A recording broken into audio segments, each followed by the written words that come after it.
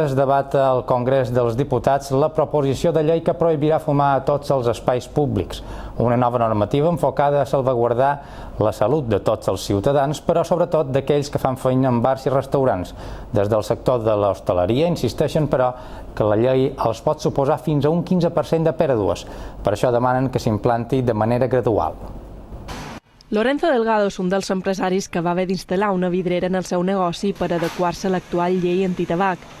Una reforma que podria quedar sense utilitat d'aquí a uns mesos si es prohibeix fumar a tots els espais públics. Claro, habrá gente que se haya gastado muchísimo dinero, pero a mí me ha perjudicado porque yo soy una empresa pequeña y a mí sacar 6.000 euros hoy, como está el trabajo, para mí ha sido, pues, la verdad, un problema.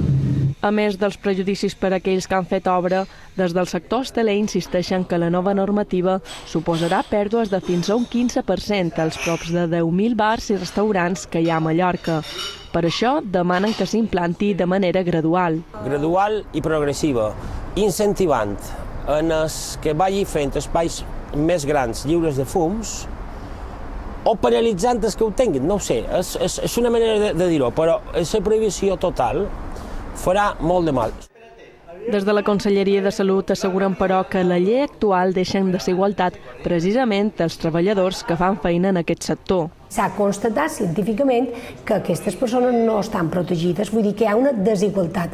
Claro, ens correspon a les autoritats sanitàries procurar que aquesta desigualtat no existeixi, i aquest és un dels principals objectius d'aquesta modificació de llei. Segons un estudi des que es posa en marxa la llei antitabac, les malalties respiratòries s'han davallat en tots els sectors, no així, però, en el de la restauració.